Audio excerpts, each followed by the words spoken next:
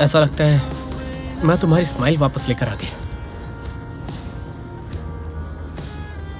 श्रेयाशी, क्या तुम्हें भी कभी ऐसा लगता है कि तुम्हारे पास कोई नहीं होता जब तुम्हें मन की कड़वाहट निकालनी होती है?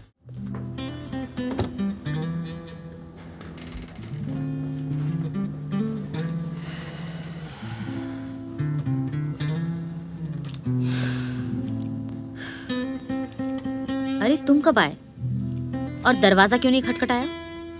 आप अपने काम में इतनी बिजी थी तो मैंने परेशान नहीं किया। ऐसा आपको लगता है कि मैं गलत हूँ और मुझे और बुरा बनने से डर नहीं लगता। जैसा तुम देख रहे हो, मेरे पास बहुत काम है बात करने के अलावा। मिस मा, मैं बिजनेस के बारे में बात करने के लिए आया हूँ। क्या आपको पता है कि फेलियर होने की सबसे बड़ी चीज क्या है? क्या है? मिस मा, आप चाइना की बेबिट फिलोसॉफी नहीं जानती है। आप चाइनीज अच्छे से फ्लुएंट बोल लेती है। इसका मतलब ये नहीं कि आप चाइनीज कल्चर को अच्छे से जानती है। इस इंसिडेंट को एग्जाम्पल के थ्रू कहूँ तो ये किसी की पीठ में छुरा घोंपने जैसा है। अंधेरे में ट्रैप का मास्टरमाइंड है जो आपके लिए पता लगाना बहुत ही मुश्किल है कि यहाँ इस होटल में ट्रैप कौन बना रहा है। लेकिन ब्लेम मुझ पर है।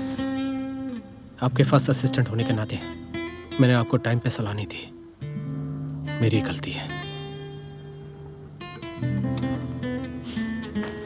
ठीक है, छुरा घोंपने की संस्कृति के बारे में मुझे जानने की जरूरत नहीं। मिस मा, हम सब सर्विस इंडस्ट्री में काम करते हैं। कुछ लोगों से डील के लिए एबिलिटी चाहिए। जरा खुद को देखो, काम के बोझ ने काफी परेशान कर दिया है। क्या सच में? हाँ, कर दिया है। मुझे क्या करना चाहिए? मुझे पता है, मैं आपको एक जगह ले जा सकता हूँ। कहाँ?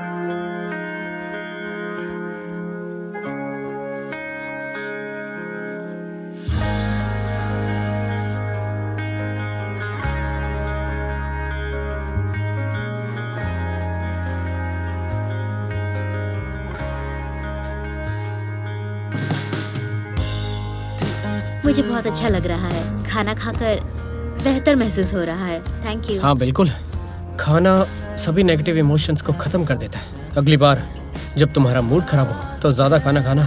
इस तरह तुम बेहतर महसूस करने लगोगी। लेकिन अगर मैं रोज इतना खाऊंगी तो सुअर की तरह मोटी हो जाऊंगी। तुमने आखिर मजाक कर ही लिया। ऐसा लगता है मैं तुम्हारी स्माइल वापस लेकर आ गया। श्रेयाशी, क्या तुम्हें भी कभी ऐसा लगता है कि तुम्हारे पास कोई नहीं होता जब तुम्हें मन की कड़वाहट निकालनी होती है? मैं समझ सकता हूँ। अब से मुझे तुम्हारे सीक्रेट्स का हिस्सा बनने दो।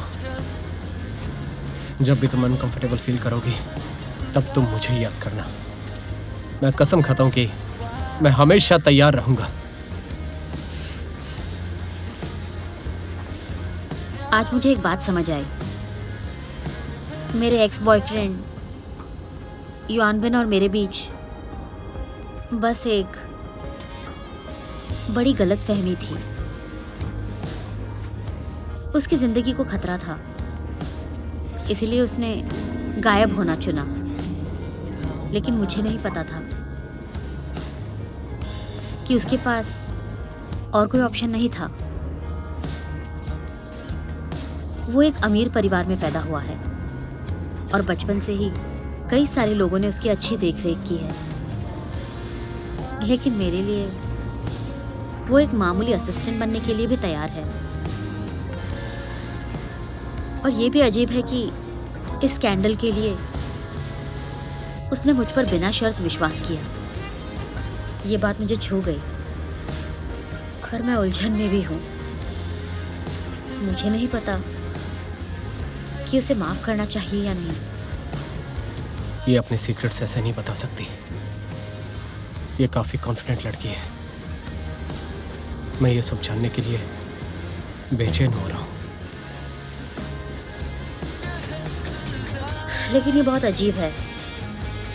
मुझे लगता है कि हम दोनों के बीच एक गहरी नदी का फासला है।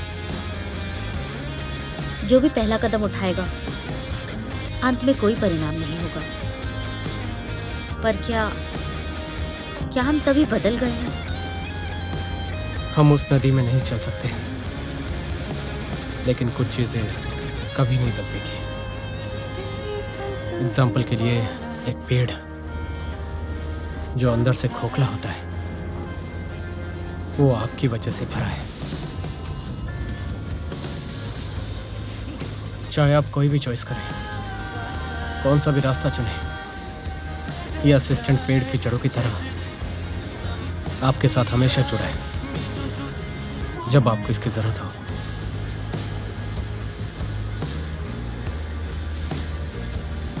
थैंक यू शेयरशी। अब मैं खुश हूँ, बहुत ज्यादा खुश।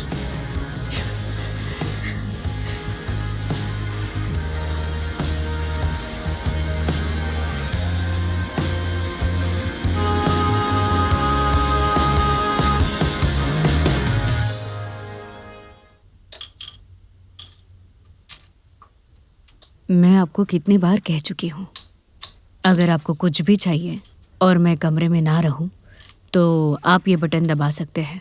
आप ये बटन क्यों नहीं दबाते, बताइए ज़रा। हर बार मुझे पूछने की ज़रूरत है क्या?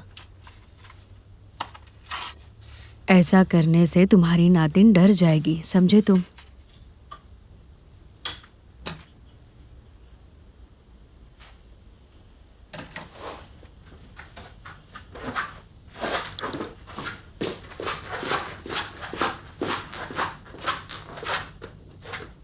सुनिए, जरा सुनिए।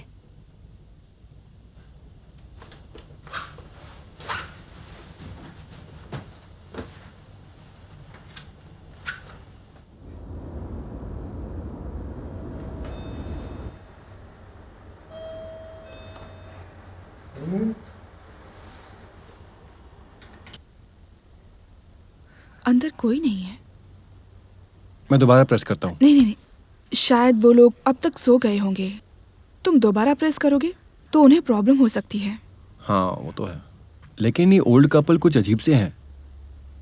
क्या हम शेयर को बताएं इसके बारे में? मुझे तो बताना होगा उसे। रुको, मुझे याद आया। ये लोग हमेशा चियान चिया को दोस्त बुलाते हैं, जैसे कि तुम्हें बुलाते हैं।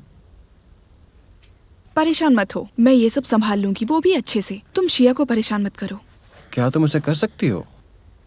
तुम्हें मुझ पर यकीन नहीं है? अच्छा, आगे बढ़ो। ये कोई बड़ी बात तो है नहीं। हालांकि हमारा होटल कुछ मुश्किल समय से गुजर रहा है। अगर तुम इसे संभाल नहीं सकती तो मुझे बता सकती हो तुम। बेफिक्र रहो। तो अब से मैं ऑफिशियली एक मिशन पर हूँ। बहुत अच्छा। 也许我们是乘客，需要慢慢去懂得，爱像一班长途列车，危险时候互相拉扯，